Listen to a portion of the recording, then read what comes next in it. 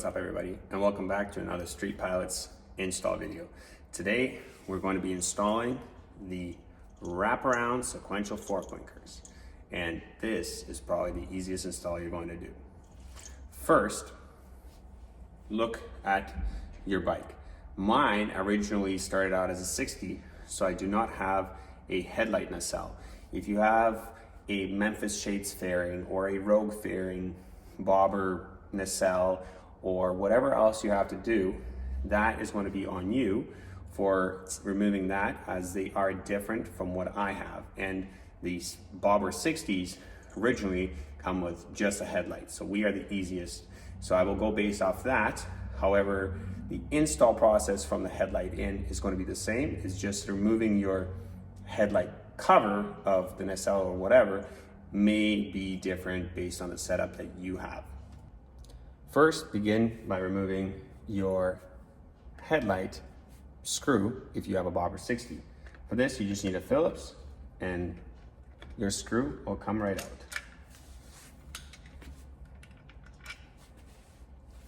After the headlight screw is removed, remove your headlight. Underneath, you will find the headlight connection, which you can unplug now. It will look like this. This is your headlight connection. Next, you have to identify your two blinkers. Let me zoom in. What you are looking for is these two connectors. Use a little pick or a screwdriver to unplug them. Now I know that some of you have a little pouch of wiring on top. It is going to have the same connectors as we have inside of our headlight. So for some of you, maybe in your headlight, and for some of you, maybe on a pouch on top of your headlight or tucked in behind your fairing. So now, disconnect these two. Disconnect the two OEM blinker connectors. One and two. With your blinkers disconnected, now we can plug in our Streetpilots Sequential Fork blinkers. However, there's one more thing if you want to do it. If you plug in just to the blinker connectors, you will have orange sequential blinkers. But if you want a running light as well as blinkers, what you need to do is you need to source these two wires. Again, they may be inside of your headlight or they might be inside of your pouch. I will zoom in and I will clarify. We are looking for two wires like this.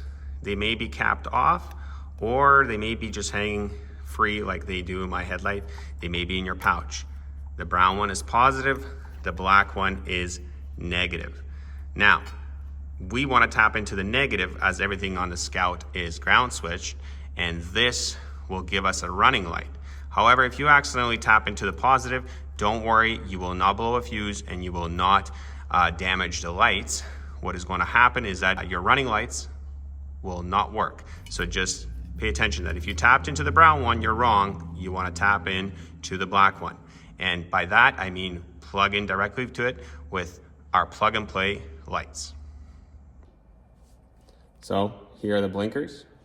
Here's how you're going to go. One's going to be left, one's going to be right. If you have it backwards, unplug, replug them opposite. It will not damage anything. And this is the one that is going to go into that factory ground to run our running light on these. Let me show you how this is done. So what I found easier is to connect everything from this headlight side and then put in your blinkers through the headlight bezel. However, you can also attach your blinkers first and put the connectors through the back of the bezel, as there is an opening right there where you can see my fingers coming out. Now, I will demonstrate how this will all work. So we will plug it in to these factory OEM blinkers. One click, and then we're going to find our second click. Listen to that. And then the third wire, this is only if you want to run a running light, will plug in to this factory negative that is not used on our bikes. plugged in. Now, feed the blinkers. So we're going to feed them through.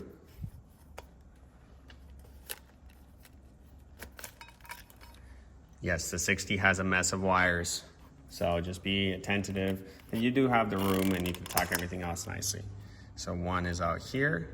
Now let's get the second one and let's put it on in.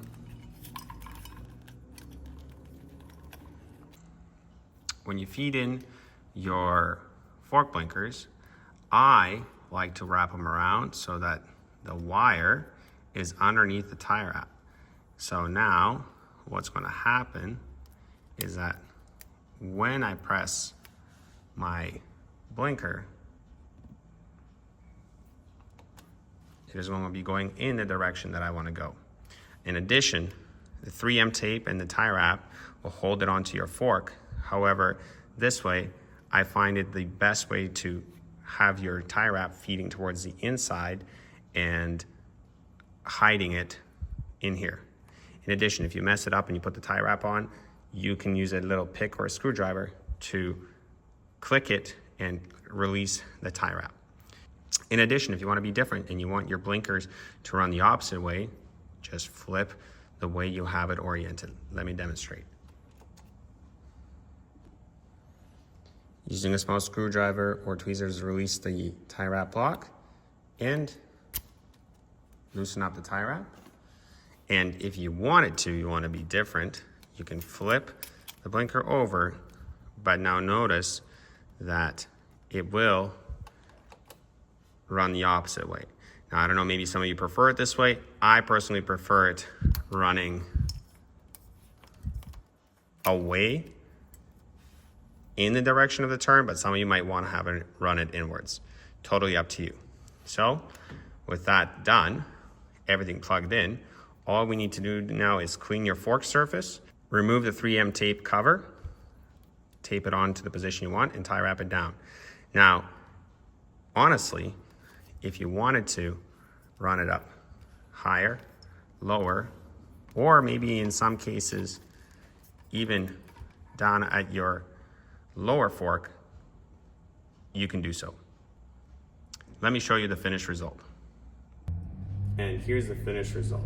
Covering up the headlight so it doesn't blind the camera.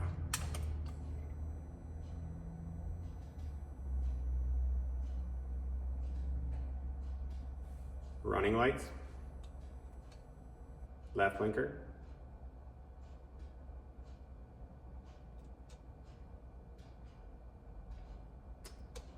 right blinker,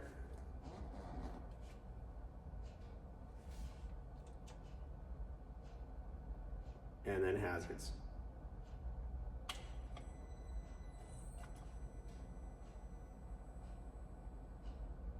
There you go.